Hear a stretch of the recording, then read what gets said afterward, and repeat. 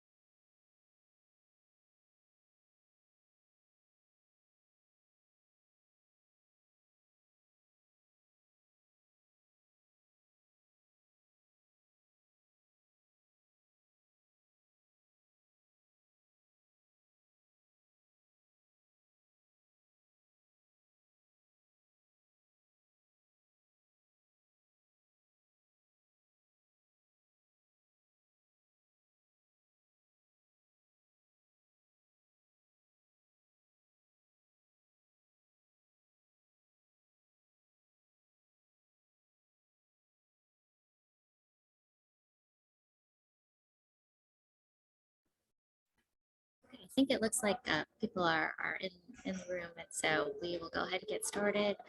Um, Good afternoon and welcome. Thank you for joining us for this American Rescue Plan Act community listening session. I want to let everyone know that we are recording this session. Just wanted to give you that heads up. And also, if you know somebody that wasn't able to join, you can let them know that they can watch the recording later. My name is Amy Chu. I am part of the Deloitte team that's been working with Cobb County to help you guys identify the highest and best uses of the funds that the country is receiving, the county, sorry, is receiving from the federal government as part of the American Rescue Plan. I'm joined today by several people from Deloitte. You'll hear from them later, but Damon Armini, Josephine Tucker, and Stephanie Chang are going to give us more information about the American Rescue Plan and kind of how we might be able to spend that funding. And then they're going to help me answer any questions you might have. We also have on the call with us Jimmy Giese. He's Deputy County Manager for Cobb County. Jimmy has been a terrific partner throughout this process, and we thought it would be helpful to have him on the line also. Um, so yeah, let's go to the next slide and I'll go over what we've got planned for the next hour or so. Thank you. Um, so we're going to start with a quick overview of the investment prioritization process. Basically, this is a lot of money that Cobb County is receiving, and we want to make sure that we think thoughtfully about how to invest this money so that uh, it does the best and the most good things for Cobb County. From there, we're going to do an introduction of the American Rescue Plan, which is delightfully abbreviated ARPA. You're going to hear us say that throughout the presentation, and that's what we're referring to. And then we're going to close the presentation portion by reviewing a couple examples of what is and is not eligible under ARPA funding. We saved most of the time that we have together today to answer questions, to hear your thoughts, and so really wanted to make sure that we had ample opportunity for that.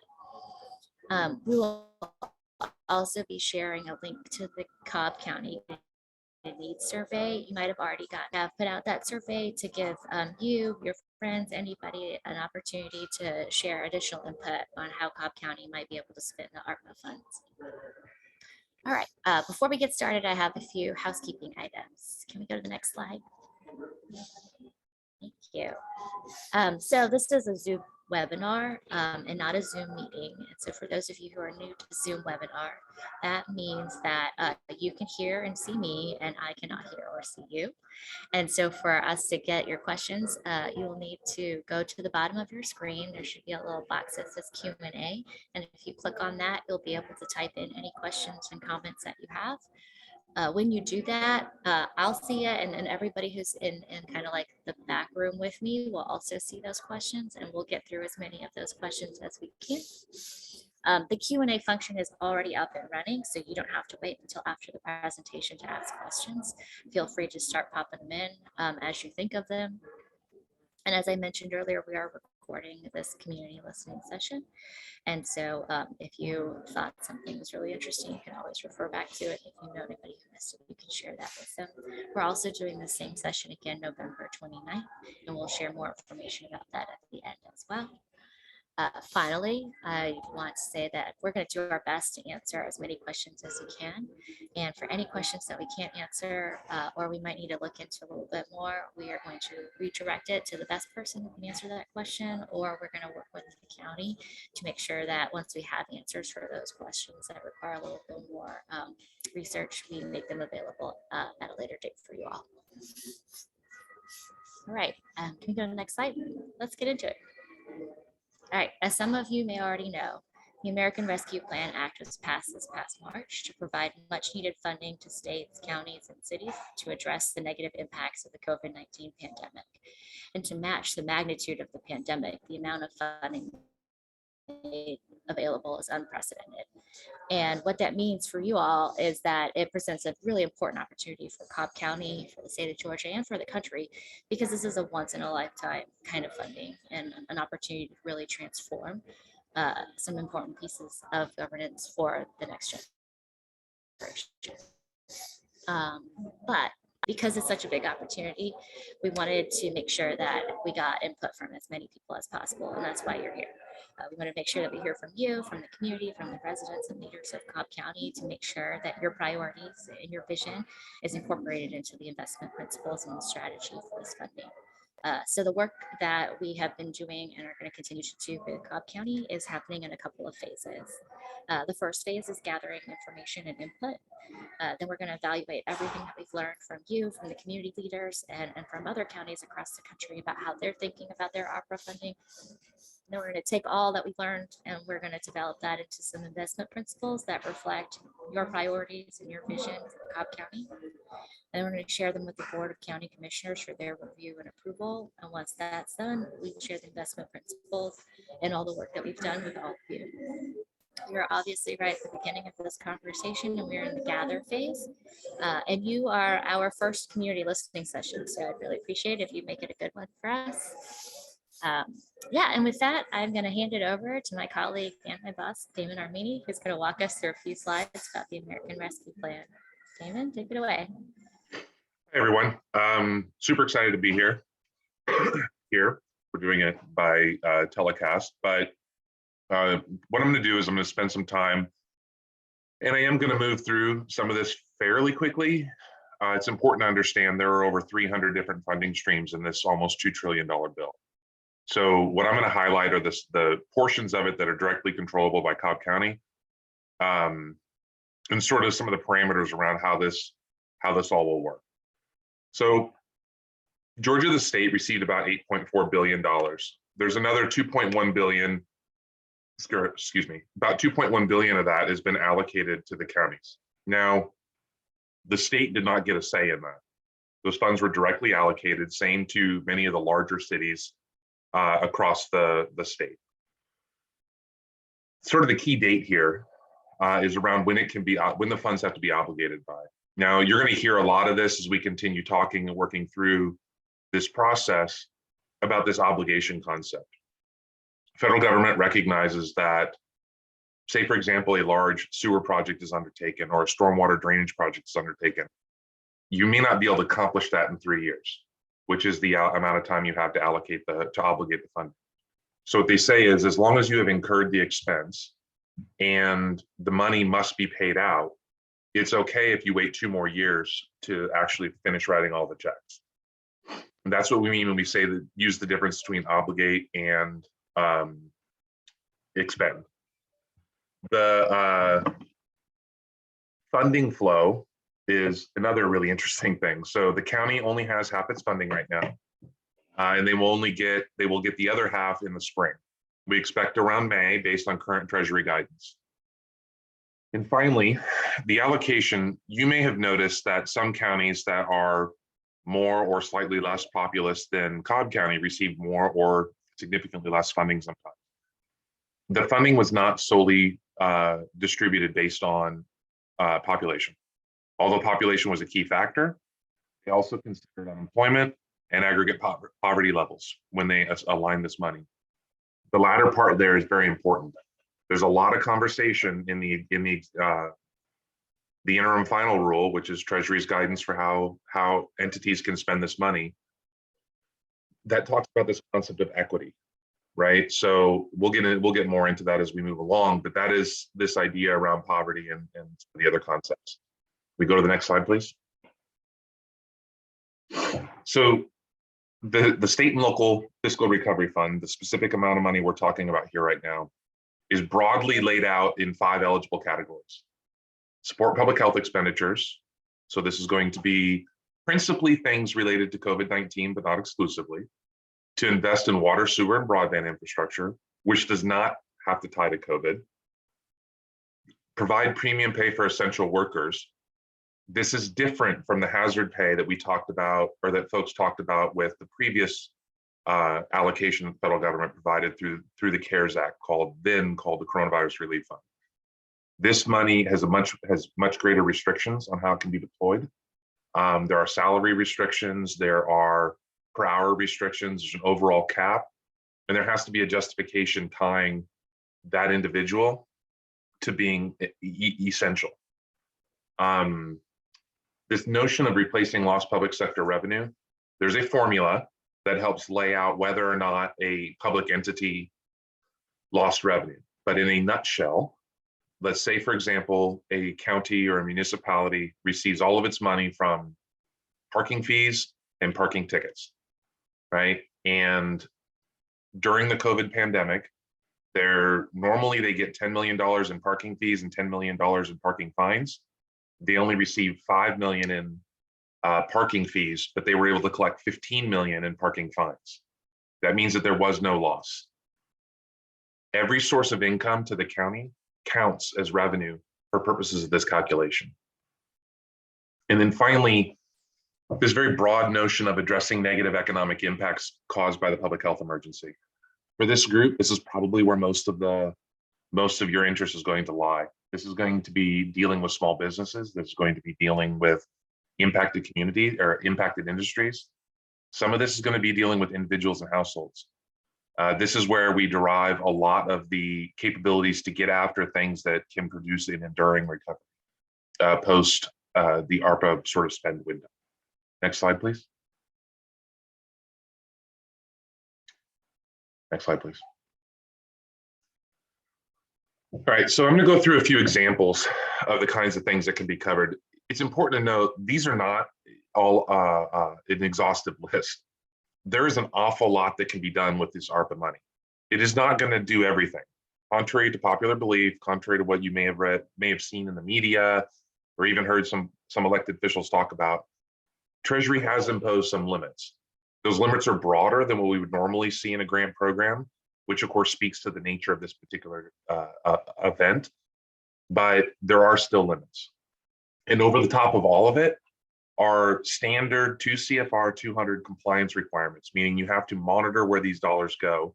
You have to show that they were properly expended.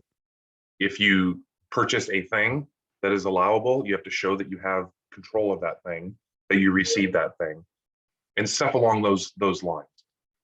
So please understand, if the county were to decide to do small business grants or small business loans or anything along those lines, you're going to hear from our teams wanting to know what you're using that money for, and we're going to be asking for documentation supporting it. That is essential, because if the documentation is not provided, the federal government can come and take the money back. All right. Examples: public health, vaccination programs. I think that sort of people probably anticipated this to be the case. But if you did not, it can fund things like community outreach efforts surrounding vaccination. It can fund setting up pop-up clinics, things of that nature. Medical expenses. This is a little narrower, but it can fund the cost associated with receiving care in very narrow circumstances. I want to be clear about that. It can cover testing and contact tracing. This is a pretty good thing, right? The contact tracing allows you to figure out where the virus is moving and how it's moving, as well as testing, which kind of speaks to getting the economy moving again. It can cover mental and behavioral health services. Statistically, we have seen that the prolonged isolation caused by the I don't want to call them lockdowns, but the restricted mobility for individuals has had an impact on mental health. ARPA allows for some additional expenditures in those places. And then finally, some IT improvements necessary for improving public health programs overall. It's important here, talking about eligibility, we have to identify the need or the negative impact, and then we have to figure out how the program, service, or intervention will address it. You're also going to hear us talk a lot about this. Everything we do has to be addressed in the context of a metric. We have to be able to show that whatever expenditure is being contemplated and ultimately being done follows along with a plan for measuring its impact on whatever the thing is we're trying to address. So for example, vaccination programs, we have to show we expect 1,000 people to get vaccinated. And then we have to show that in fact 1,000 people were vaccinated or something close, right? The government isn't necessarily saying that you're going to be able to predict the future, but it's important that you understand that we have to measure all of this stuff so that ultimately the county can be accountable to the federal government, more appropriately to the taxpayer, because this is a lot of money. In fact, it's unprecedented, the amount of money that's been distributed. Next slide, please. When we talk about addressing negative economic impacts, I talked to a lot of this. Small business assistance can include loans and grants. It can include economic relief programs. Now, we talk about economic relief programs. This is a very broad bucket. We can be talking about a workforce development program. We can be talking about a back to work initiative. So for example, providing additional grants or additional liquidity to get people to come to work and start working again. It can provide investments in housing and neighborhoods. Now, this can run the gamut. It can be broadband distributed. It can be helping build a small education center. This is especially important in low-income neighborhoods where the opportunity to bring internet to a centralized location or even to homes and then helping subsidize some of that is frankly just a tremendous opportunity. And then finally, impacted industries such as tourism, travel, and hospitality. I will say that there are other grants within the ARPA construct that can also get after this. So if you are talking to your council member or to the county about a grant for, say, for example, a hotel, they're going to bring that to us. We're going to first make sure that there's not another grant that perhaps is a lower administrative burden that can solve that problem, right? That's part of why the county has it, is to help find the most effective way to get the relief that is needed into the communities. Ultimately, the response, the amount of money distributed, has to be proportionate to the impact. Next slide, please.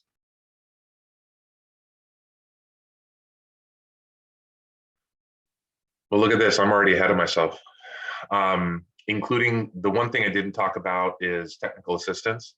So a lot of you are going to encounter situations where you may have received a grant through a prior legislative authorization. You may have received a grant or loan subsequently, separate and apart from the money that was provided, that could be provided through the county. The grant program, the State and Local Fiscal Recovery Fund, allows for a small amount of that funding to be used to help you understand what your obligations are. Now, that doesn't necessarily mean it's us that provide that, although that's certainly something that you can approach the county about, but it does mean that you can spend some amount to do what you need to do to comply with federal regulations. Next slide, please. Premium pay to essential workers. This is the area where we've seen the most difficulty in helping explain. There's a significant mismatch between the expectations of the communities and what the federal regulation actually permits. So if you have time, and I do encourage it, and I grant that I'm a little bit of a nerd and I like to read regulation for fun, but if you go in and you look at the interim final rule, you'll see that it's about 150 pages long. It's printed in single pane, and about 120 of those pages are intent. The premium pay is intended more than anything else to get after all the people who were not covered under the hazardous duty programs provided under CARES. There are a host of income restrictions on who can receive these funds. That is why those income restrictions exist. For example, an individual cannot receive more funding than it would take they can never earn more than, because of this funding, more than 150%, whatever the statewide average is for any employee in the state. So they don't even break it down by job category. So it's not nurses compared to nurses and police officers compared to police officers, community workers to community workers. It is just across the board. Whatever the average salary is for the state or county, whichever is lower, right? So they are really clamping down on this. The goal is, in this case, and all the examples the interim rule gives are things like staff who kept 911 dispatch centers clean, school custodial service workers, grocery baggers, the people who ran the registers at the grocery stores, because fundamentally you had to go to the grocery store still, even at the height of the pandemic. And there were workers there for the people who were able to afford to have groceries delivered. Somebody still had to go in and do all of that, right? That's the population that's broadly being considered here. There are some provisions that allow for the more classic folks you would think about in this context, but that's the thought process. Truck drivers, transit staff, folks that, like, there was no way to shelter.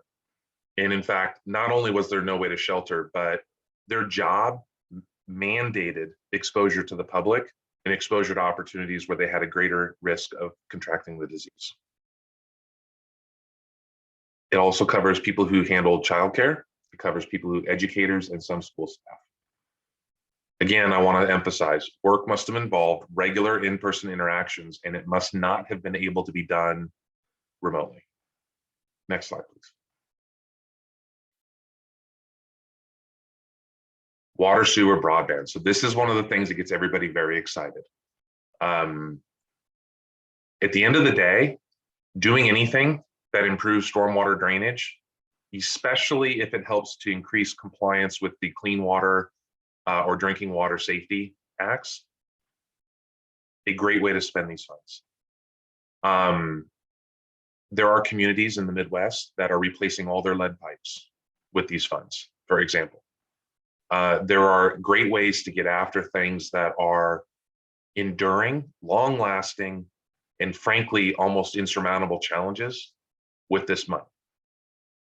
There's a lot you can do to secure your water and sewer infrastructure from cyber intrusion. Obviously, that's a growing problem over time. And then there's some work on broadband infrastructure. Now, there are some very limited parameters on what constitutes you're allowed to be able to invest in infrastructure or broadband infrastructure. So, for example, the federal government says, if possible, you need to get to 100 megabytes download and 100 megabytes upload. They define an area as not having broadband if they're below 25 download and I think 3 upload. You'll find that in most cases, broadband doesn't provide upload speeds quite at that magnitude unless you have a business line or a gigabit connection. But ultimately, those speeds and then the density of penetration are how the determinations are made as to whether or not a community qualifies for broadband expenditure. Next slide, please. All right, next steps. I think I hand it back to Amy at this point, or Matthew. That's right, Damon. Thank you, and good afternoon, everybody. So at this point, before we transition into the Q&A and the feedback session, which is the bulk of this time, we did want to just put up on the screen here for everybody some links to the community survey that we have referenced a couple times. So if you're familiar with QR codes, we have a QR code here that you can scan with your cell phone, and that will take you to our community survey. That survey is open until December 1st, and we would encourage all of you to go there after this webinar and give us your thoughts and your feedback around how the county moves forward with this program. Alternatively, you can reach the survey also through the county's website, and that is at cobbcounty.org/ARPA, ARPA. There's some more information there about the program, and there's a direct link to the survey included in that page as well. Okay, so the next section of the webinar is really where we open it up to you all to take your questions through the Q&A function, and we'll reply to those, and we'll call those out as well. you can also give us your feedback and your thoughts, which we will obviously receive, and we'll be calling those out as well. So Damon will be joining me for this section, and Brooke Parker may well be joining us for this section as well. So Damon, I think if we look to kick it off, we've talked a little bit already about some of the parameters of the program. I know folks on this call probably want to drill right down into the details. And so while we wait for some of these questions to come through, can you just talk about, again, where we are in the process in terms of making decisions around program specifics, terms around different programs that we might have, and where that is relevant to the place and time right now? Absolutely. So this is the beginning of what we call the community engagement phase. So the regulation requires that the community be actively engaged to understand need. So that's what we're working through. I do see a question here regarding timing of grants. We hope to move through this as quickly as we can. But at the end of the day, protecting the money in general, like preventing the federal government from coming and taking it back, is going to drive a lot of the speed decisions, and then ultimately the political decisions to have those funds be allocated. Matthew, do you want me to just keep answering questions, or do you want me to? Absolutely, let's proceed. Okay. So I have a question here. If a small business relieved a paycheck protection program loan or an EIDL, can they still qualify? The answer is yes. The challenge comes in, and part of why we might pay a little bit more attention to what you're doing with those funds is you cannot pay for the same thing twice, right? So it's going to be essential that we document that that whatever you spend, any ARPA fund that you are provided through the county, whatever you spend it on is something different from what was paid for under any of these other programs. Now, to the extent that you use it for, say, for example, salary or something, it's just got to be a different pay period than what you covered it with the prior grant programs. It does mean that we're going to be spending a little bit more time talking to you, making sure that everything's done correctly, but it is absolutely not, does not prohibit, you are not prohibited from receiving funding because you received prior funding. For this particular grant program, this is not FEMA, where you'll find a lot of those same challenges exist, right? Where you oftentimes can't get money because you've already received money or something along those lines. It's unclear whether this funding will be like the grants that you got from Cobb County last year. I suspect that's going to be part of our program design process. Hopefully we'll have some answers for you soon in that regard, and exactly how they're going to get after it and what the compliance requirements would be. I do want to point out that the grants that were provided through CARES, Coronavirus Relief Fund, and other programs like that were, the rule sets were looser because of the need to get the money moving right away. So that's what we would normally call, in my sort of, again, going back to my joke about being kind of my dirty world, regulatory world, we would call those response grants. Like at that point, we're responding to the disaster. ARPA, rightly or wrongly, is perceived of as a recovery program. It's how we're getting from the, oh my God, the hurricane has just hit, to people rebuilding and getting on with their lives.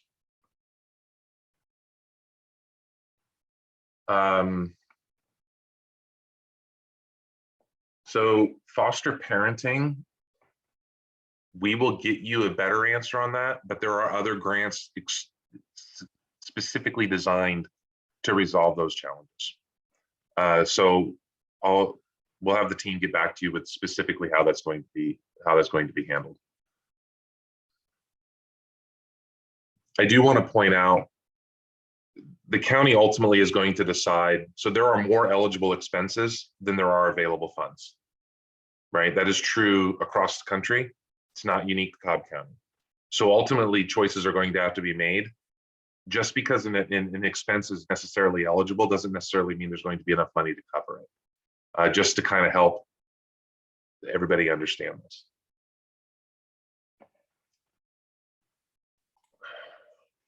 So Damon, would you like me to, maybe I can field some of these and you can give the response. So we have a question here from a school, which is a 501c3, would be interested in a program that provides childcare providers assistance, would that be an eligible thing under this funding? It is eligible, but that doesn't necessarily mean that it is, that's what, I mean, yes, it's eligible. We'll just stop there. Okay, next question coming through says, what do we need to do in 2021 to preserve our qualification in 2022 spring initiative, payroll checks, ? Upgrading old computers, ?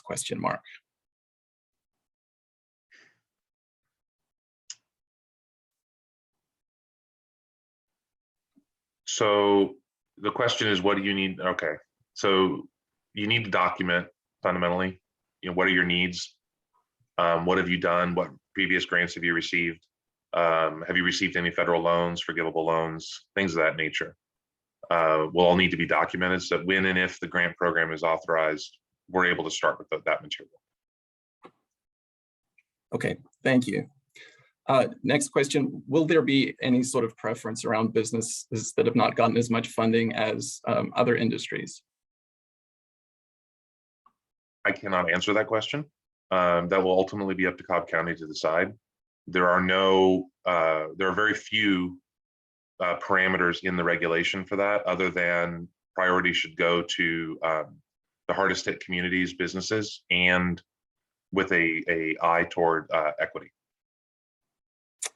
Thank you. We have a question here asking, when will the fund allocations be determined? That is up to the county to decide. Thank you. Another question here, Damon, excuse me. So we have an essential company have had to disinfect and sanitize, came out of pocket for PPE and such. Would that qualify for this grant? So those are all eligible expenses. So what I would tell you is make sure you know exactly what you spent, preserve any receipts. So that it could, because fundamentally to get any dollars, you're going to be asked for all that material anyway, providing the county decides to allocate funding in that way.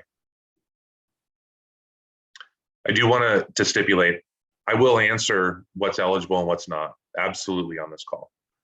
I also am not speaking on behalf of the county in the sense that I'm not committing them to spending in any particular way. So please understand that.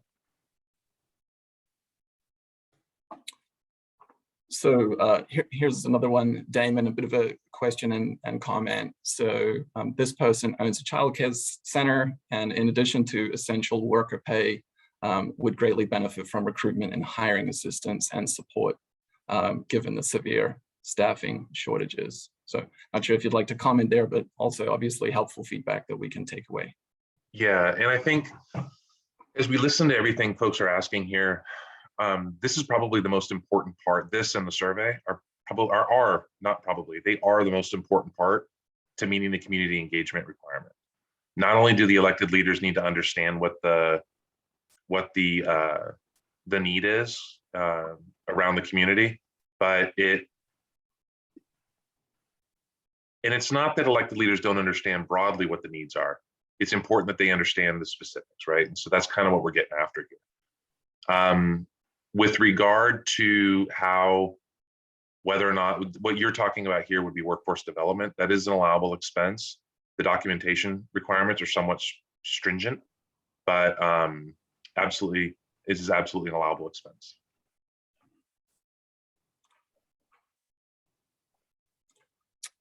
Great. So just looking through here, again, another type of similar, I think we've addressed this, but I'll let you confirm, Damon. This person's company is in healthcare manufacturing. They've upgraded equipment, cyber communications, and other upgrades. Again, the question is around whether this could fall under the guidelines.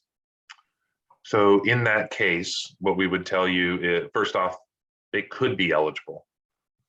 This is where you start moving into a gray area because there are so many other grants that exist for that purpose, right? So if you, again, just using an example, if you have a machine that produces latex gloves and medical grade latex gloves, and you receive a grant from another entity to pay for that machine, obviously you would not be eligible for money through any other grant program. So the fundamental rule of any federal grant, any federally funded grant program, even if states and counties are executing it, is no, we call duplication of benefits, which means no buying the same thing twice, no paying for the same cost twice. I did see a question here about rent. Rent, you can pay for rent with multiple different grants, but you can't pay for the same month's rent with multiple grants. So you could pay for January rent with one grant, February rent with another, March rent with another.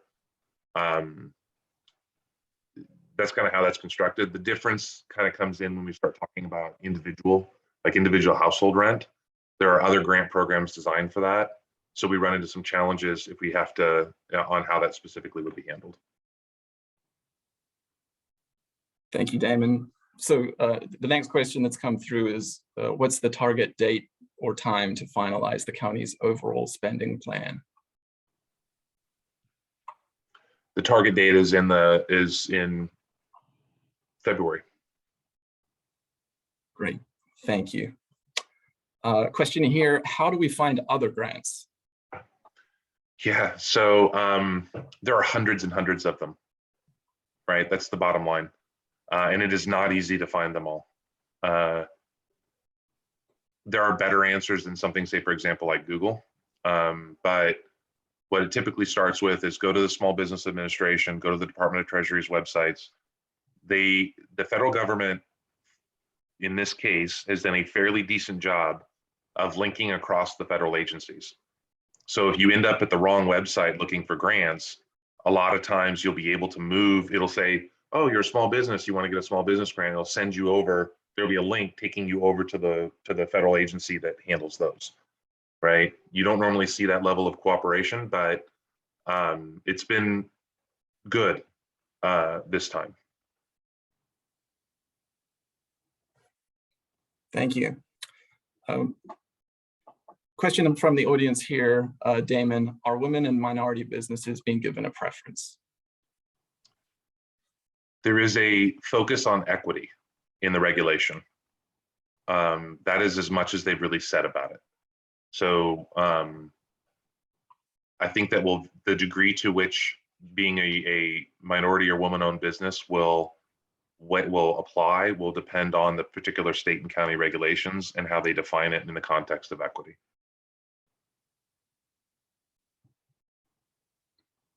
Thank you. So I think we've gotten to the bottom of the queue for right now. Obviously, folks, if you have more questions, please do send those through and we will address those. Additionally, if you have feedback for us or comments, you can also use the same function to provide that information to us. And we will absolutely be collecting that and folding that into our work moving forward.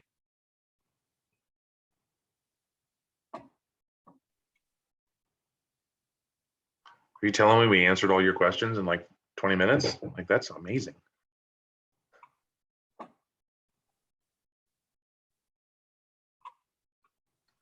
Oh, well, thank you for saying that.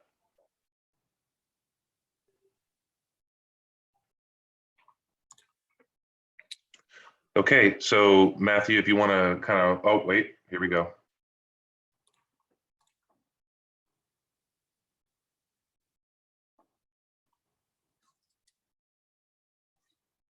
So the government procurement website you're talking about here, that is a separate grant from this particular program, where the entities are providing some additional grant streams in that space. These programs are designed to sort of fill in the gaps. The ones that we're talking about right now are designed largely to fill in the gaps between where other federal or state activities aren't able to get. Keeping in mind, right, the federal regulation is written to apply to all 50 states, 5 territories, and all of the eligible Indian nations. And so it's going to impact the state of Georgia very differently than it's going to impact the state of Texas or the state of Florida or Puerto Rico or the US Virgin Islands, for example. And so not every possible variation is contemplated in the regulation, which is part of why getting down and getting after it is going to be really important, and why your questions are really important.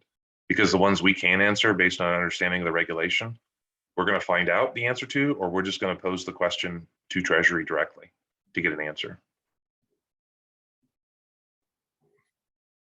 So Damon, there's a question here, which is really, I think, one just to clarify. I know we've talked about this a little bit, but if you want to just re-clarify, the question asks, to be clear, will the funding process end in February?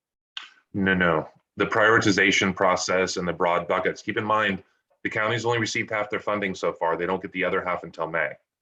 So May of next year. So our goal is to help the county work through its prioritization process and then begin designing the programs to allocate the resources. You should know more about that by February. Great. I know that's not an idea. I want to specify. I realize it's not an ideal answer. But keep in mind, this legislation is several thousand pages long, and this has never been done before. Many of these grant streams were created at what we call whole cloth, which means they've never existed before.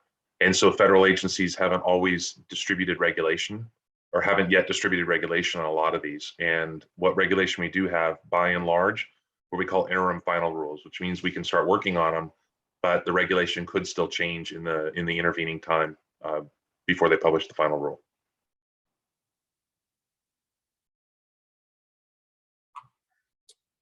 Thank you, Damon. Another question coming through asking about resources for homeless housing. So homelessness is considered a priority program under the constraints of the American Rescue Plan Act and the State and Local Fiscal Recovery Fund. There are several funding streams associated with that. The funding stream we're talking about right now being among them. There's a lot of really good work that can be done in that space.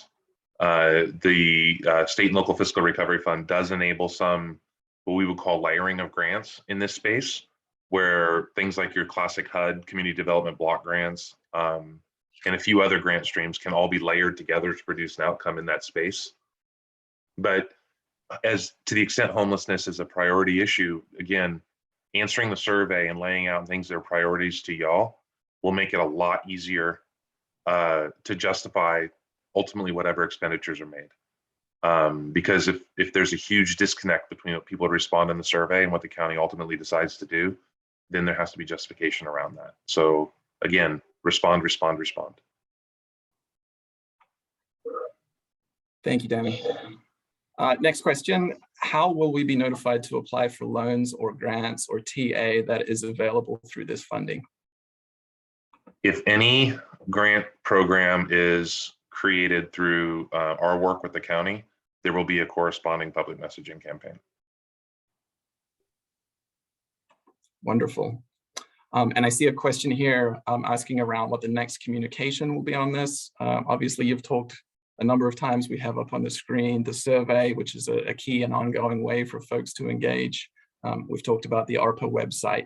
And I know the county is also establishing an ARPA mailbox where folks can continue to provide feedback and questions around this process as we move forward. Damon, is there anything else you would add to that response in terms of that question? No, but I do want to say the November 29th session is intended to provide the same information, but should a final rule be issued between now and November 29th, it's unlikely given it's Thanksgiving holiday, but should it be issued, then obviously we would have updated information in response to an updated rule. I'm sure everybody's going to be headed right to the treasury.gov website every 3 times a day just to find out, as we do.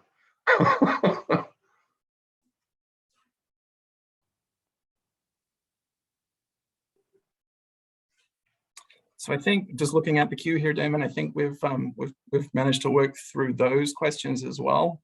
I know we still have time if there's anything that folks haven't asked yet to send that through, or any other feedback. And as we say, there are other channels to continue to provide your input, to ask your questions as we move forward from today. Yeah, and again, this kind of interaction with the public around these grant programs, I love grant programs. I love the way the regulation is constructed. So nothing gets me more excited than talking to people about it. So if you have questions, ask them. If you want to send them to the email box, we'll get to them. I mean, that's what the team is here for, is to help you, the community, you, the small business community, understand what can and cannot be done and what the burden will be on the back end. Because there is, right? The federal government ultimately is going to want to know what happened to those dollars. Well, great. Damon, any final words as we look to wrap up? I see, again, no more questions coming through. Question here around the email address. So that is ARPA, A-R-P-A, at cobbcounty.org. And we'll also make that accessible through the webpage. You can see a bit of a screenshot of that webpage up now and a link. We'll make sure that that mailbox is accessible through the county's ARPA page for you to reach out to us. And again, that's feedback and questions.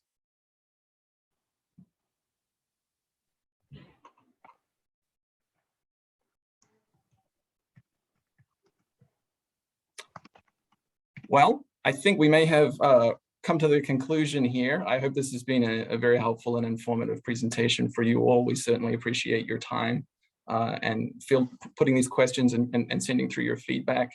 Damon, any final words from you? No, thank you all for taking the time out of your evening to come listen to us opine on regulation.